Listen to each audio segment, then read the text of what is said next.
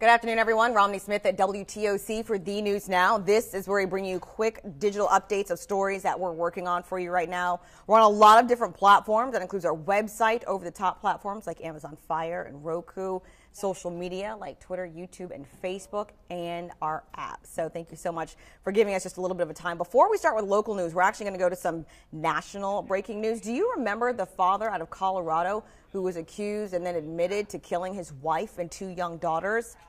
He was sentenced today.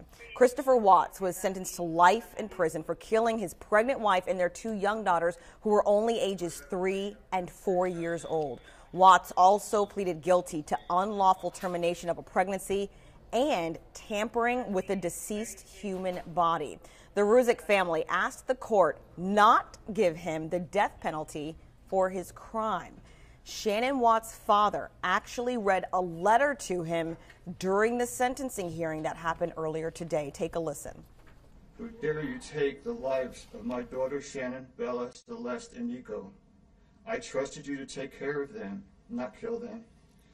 And they also trusted you, the heartless monster, and then you take them out like trash. You disgust me.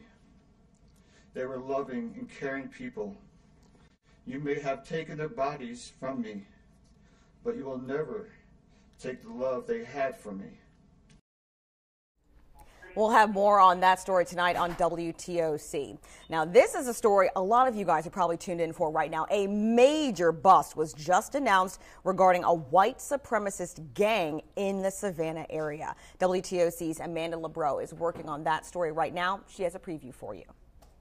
Hey guys, it's Amanda LeBreau in downtown Savannah, just leaving a news conference at the U.S. Attorney's Office. They are announcing a large indictment of 43 people who they say are members of the Ghostface Gangsters. So the operation is called Operation Vanilla Gorilla, and here's a look at some of the 43 people who are indicted on these federal charges. They say 41 of them are in custody right now, so have already been arrested in this operation. The U.S. Attorney's Office says this is a big, violent white supremacist gang, and they were doing some major drug trafficking in several counties throughout our area. And this operation only possible with the people you see here, dozens of federal, state, and local law enforcement agencies all working together to dismantle this organization. U.S. Attorney Bobby Christine says it's something that he's put at the forefront and that they will remove these kind of criminals and make communities safer. Here's a look at some of the numbers. So of the 43 people who are in this indictment, they've had more than 500 arrests among them, and almost 200 of those have been federal charges. So definitely a violent group that the U.S. Attorney's Office and tons of local partners have now taken from our communities. We'll have a full breakdown for you tonight on The News at 6. Ardell Kennedy is in Vidalia right now. He was paying attention and in the courtroom today regarding a killing that happened of a store manager. He has an early look at the story he's working on today for The News. Spent a few minutes in court this morning here in Toombs County with a murder case from Friday. We brought you all the details as a store clerk here and a store manager here in Vidalia at RJ Pope Menswear. Brooke Joyner shot and killed inside the store. The search began looking for suspects of who would be responsible for this, who was involved. And then we brought you the news Saturday morning that authorities had arrested a suspect. They had found Tyrone Burns walking through a section of Vidalia, actually arrested, captured by the sheriff himself, Sheriff Alvy Kite. So coming up tonight on The News, you'll hear from Sheriff Kite about that arrest. We'll take you inside the court and the details, and one piece of information that caught Burns by surprise. We'll have that for you coming up tonight on The News. In Vidalia, Dale Kennedy, WTOC News. A few of you guys are commenting on Facebook in regard to Amanda's story on the ghost-faced gangsters. 43 white supremacists arrested in our area. We will have more tonight on The News, but we have Jerry Denard saying, wow. Quarterman Shan saying ghost-face gang. That's what they're calling them. And then Jerry Denard also saying right in Georgia. Yeah.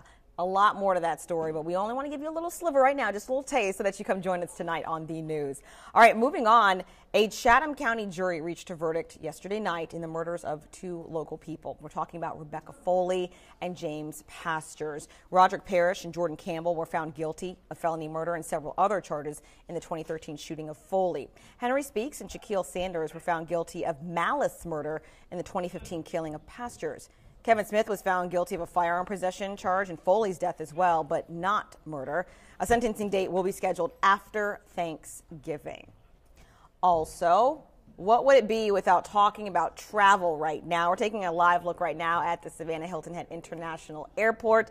This week, of course, another new record number of travelers is expected. In fact, AAA predicts that upwards of 54 million Americans will travel 50 more miles or more from home this Thanksgiving. If you are traveling, I want to wish you traveling mercies and safety and everything smooth as pie. May your TSA agent not touch you and everything go well. But airports all around the country, including ours, expecting more people. In fact, we called the Savannah Hilton Head International Airport, and they said that they expect around 40,000 people to be in and out of the airport this week alone. It's the busiest travel week for a lot of people. And then the next one is the week of Christmas. So remember, if you're flying, check your flight status with your airline before you go. And as you can tell, it looks pretty nice out there, pretty clear for that plane that just took off. We will have a full weather recap with meteorologist Andrew Gordon tonight, starting at 4 p.m. on the news.